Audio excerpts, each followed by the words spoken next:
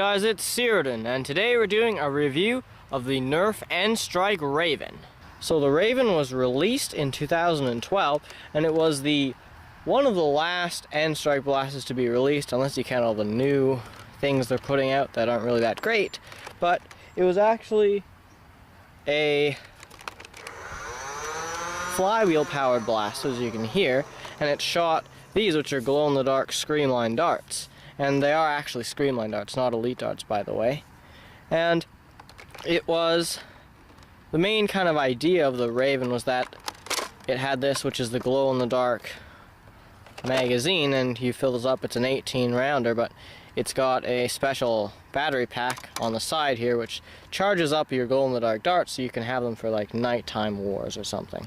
So these glow-in-the-dark mags work like this. There's a little button on the bottom, you turn it on, although ours doesn't really work because the terminals are quite corroded. But they did make another Rayven, the Elite Rayven, and this is the magazine from that, and as you can see here, this one works. There's little blue lights in there that will charge your darts that are sitting at the top, and it's exactly the same as the older magazine, it just looks a bit different.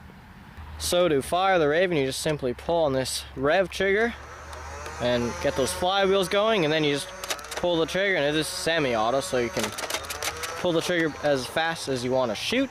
And to power those flywheels, you need 4 AA batteries in this compartment, and to power the light on the clip, you need another 4 in this section. So that's quite a bit of weight in the back. So the Rayven's got a fair bit of tactics going on. It's got a front barrel attachment point there, a tactical rail on the side here, as well as one on the top, and this is also a handle, by the way. It's also got a jam door on the back, which if you have open, you can't rev up the blaster. And then it's got a sling attachment point here, as well as one there, and another kind of here at the front. So it's got quite a bit of tactics. So that's it for the overview of the Rayven. Now moving on to the range test.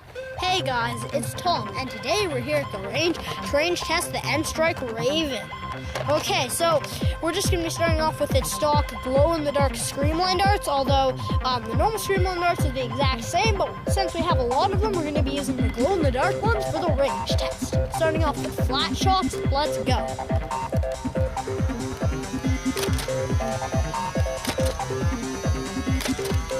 Okay, now angled shots.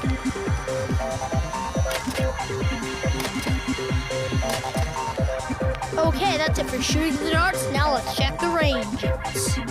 Okay, so our first shot here is about 28 feet. Then we have one at 32 feet. And up here, one at 40 feet. And two around 43 feet. And the last shot is about 47 feet. Okay, that's it for shooting screamline darts. Now we're going to move on to elites. So now we're shooting elite darts out of the N-Strike Rayven. Starting off with flat shots, let's go.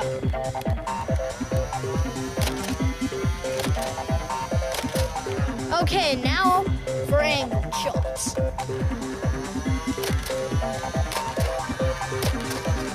Okay, that's it for shooting the darts, and now let's check the ranges. Okay, so we have our first 2 shots at 34 feet. Then we have one around 41 feet, one around 43 feet, one at around 46 feet, and up here, the last shot is at about 55 feet. Okay, that's it for our range test. Now on to the conclusion. So the Rayven's a pretty good blaster for an N-Strike, and I don't know why, but for some reason it doesn't seem to be as powerful as the Elite Rayven. So they must have done some sort of internal improvements to the Elite Rayven, because this one just doesn't shoot as far as I thought it would. It's still not bad for a clip system flywheel powered blaster, and it is a Rayven, so it's really comfortable and a really great blaster overall. Although if you're thinking about getting a Rayven, I mean, you could get the N-Strike version. It's not going to be as powerful as the Elite one, so if you're looking for power, you might want to get the Elite one instead, but the N-Strike one isn't all that bad. It came with the 18 round clip, which was also nice because it was pretty large capacity, and you could easily reload them as well. And overall, you can do some pretty good mods to the Rayven, just like any other flywheel blaster. You can put in better batteries and upgrade the motors and all that kind of stuff, so it's got lots of potential. So you might be wondering why this N-Strike blaster is kind of grimy green instead of the usual yellow, and that's because it was part of a sub-series called Light It Up, which also had a vortex blaster called the Lumatron in it. And all it was is blasters that could fire glow-in-the-dark ammunition, and so that's why that they gave it this weird color scheme, just because they felt like it.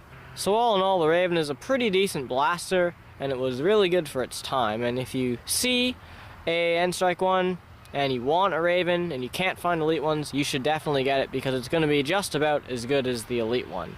Just doesn't shoot quite as far. So yeah, that's the end of our review of the Nerf N-Strike Rayven. Thank you guys so much for watching. Please like and subscribe.